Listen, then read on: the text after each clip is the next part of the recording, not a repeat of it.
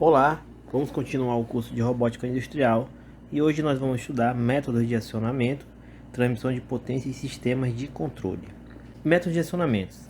Próximo às juntas, nem sempre é possível posicionar motores elétricos devido ao seu tamanho. Dessa forma, os acionadores podem ser acoplados de forma direta ou indireta. Indireto acontece quando o atuador fica longe da junta. Para isso é necessária a utilização de elementos de máquinas tais como correias, correntes, eixos e outros. O direto, nesse caso, o acionamento vai ser acoplado diretamente na junta, ou seja, ele vai estar próximo à junta. Quanto à transmissão de potência, na maioria dos braços robóticos não é possível encontrar acionadores com as propriedades exatas de velocidade, torque ou de velocidade e força. Sendo assim, existe a necessidade de usar algum tipo de dispositivo de transmissão de potência. Um exemplo de dispositivo de transmissão de potência e bastante utilizado em robôs é a engrenagem. A relação de transmissão N entre duas engrenagens é dada por o número de dentes da coroa dividido pelo número de dentes do pinhão. O número de dentes da coroa é o número de dentes da engrenagem maior. Então a coroa sempre é a engrenagem maior e o pinhão sempre é a engrenagem menor. Aqui vocês podem ver como que funciona a transmissão de movimento e torque. A velocidade angular, quando falamos de velocidade angular, estamos falando de velocidade de rotação. Quanto maior a velocidade angular, o ômega, maior a rotação. O que nós temos aqui nesse caso?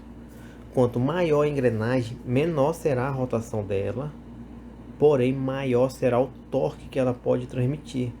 Então você, através de uma engrenagem menor e uma alta velocidade, você pode movimentar uma engrenagem maior. Ela vai ter uma velocidade menor, porém o torque será maior. Nesse caso nós chamamos de redutor. Então o redutor de velocidade serve para aumentar o torque. Alguns servomotores, por exemplo, possuem um redutor internamente ligado ao seu motor. Dessa forma, com uma alta velocidade e pequena força de torque, você consegue ter uma velocidade menor, porém com torque maior, fazendo a redução de velocidade. O sistema de controle de robô requer a consolidação de software e hardware. Temos elementos como sensores e atuadores atuando como hardware e elementos como computadores, microcontroladores ou CLPs atuando como software.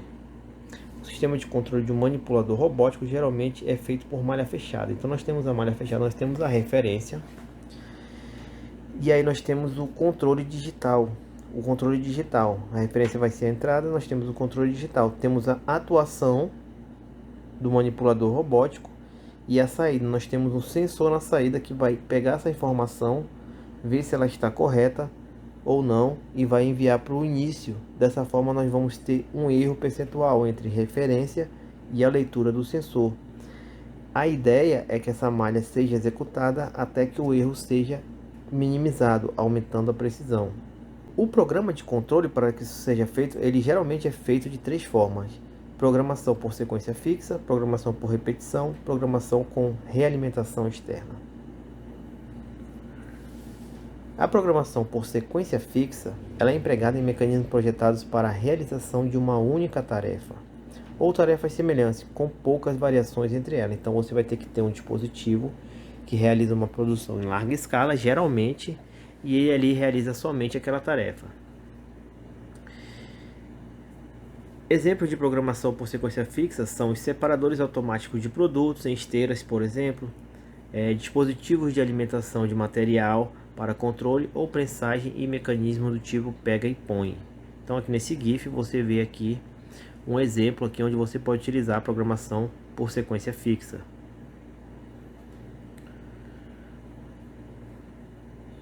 Quando falamos de controle por repetição, a programação ou controle por repetição se dá em manipuladores programáveis por software e é empregada para realizar atividades cíclicas. Existem dois modos de programação por repetição: controle por trajetória ponto a ponto, PTP, e controle por trajetória contínua, CP. Quando falamos do PTP, ponto a ponto, o mecanismo executa um ciclo que passa por pontos no espaço previamente definidos durante a programação. A trajetória seguida entre dois pontos de controle depende da estratégia adotada pelo controlador. Há duas formas distintas dessa estratégia. Então nós temos a máxima velocidade em todas as juntas e a velocidade ajustável para sincronismo. Na máxima velocidade, a diferença entre os ângulos de partida e de chegada de uma dada junta tem que ser menor do que a diferença na outra junta, para que esta chegue antes, tá? Então, quanto menor a diferença do ângulo de entrada e saída, mais rápido ela vai chegar. Já na velocidade ajustável por sincronismo, nesse tipo de controle, procura-se fazer com que todas as juntas atinjam simultaneamente o valor de controle, independentemente do erro inicial. Esse sincronismo ele vai ser então mais complexo de ser atingido nas juntas acionadas eletricamente com motores DC, já que o torque desses motores varia com a carga. Então você vai ter que ter motores que trabalhem com uma carga muito menor para que você consiga atingir a velocidade ajustável para sincronismo. Então, como vocês podem ver na figura, nós temos a trajetória seguida por diferentes estratégias de controle PTP ponto a ponto num braço RR em movimento plano.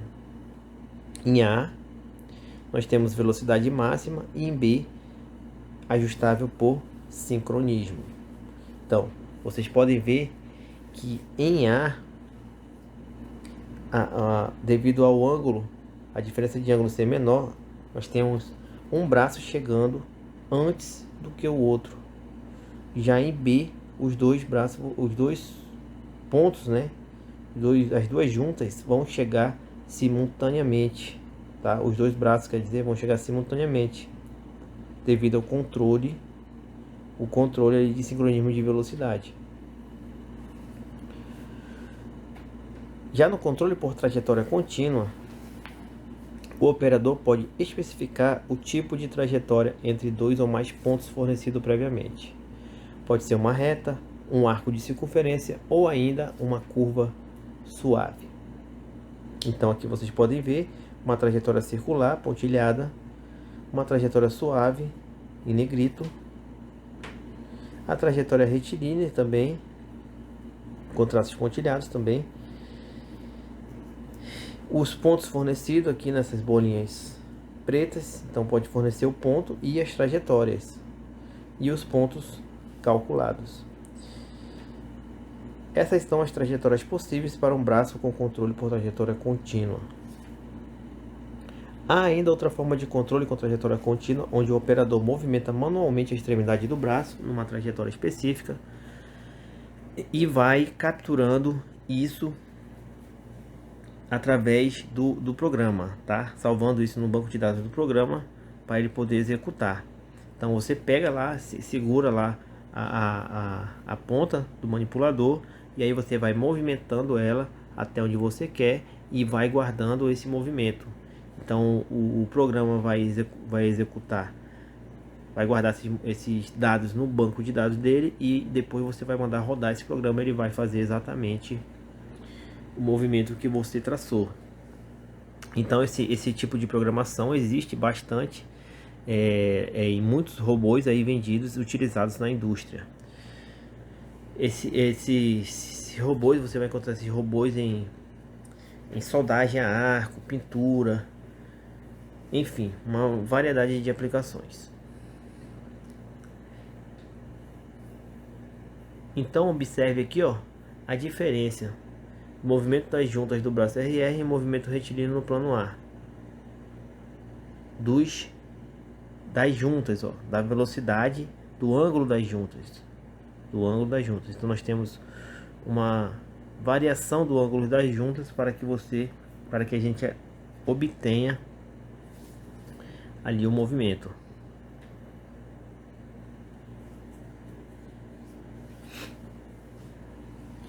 Então, uma coisa interessante é que no início desse movimento a velocidade é muito alta, Você pode ver a variação aqui dos ângulos muito rápido. Então, essas retas para cima e para baixo tem uma variação muito rápida. E depois ela é suavizada. Temos o controle com realimentação externa.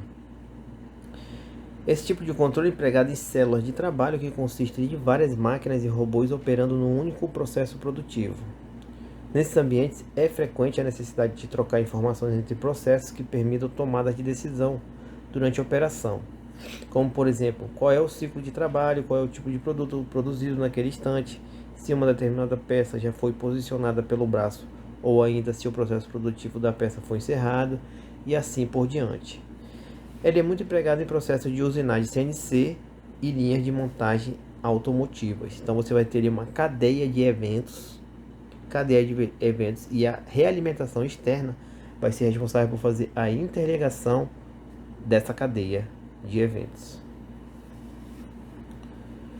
Então essa unidade externa geralmente é um computador que realiza a tarefa, de integrar, prover o controle e troca de informação entre as máquinas.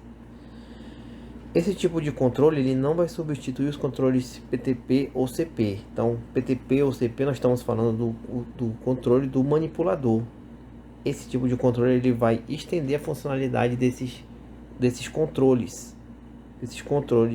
Ele vai pegar a informação de vários eventos em cascata e vai auxiliar na execução desses controles PTP ou CP.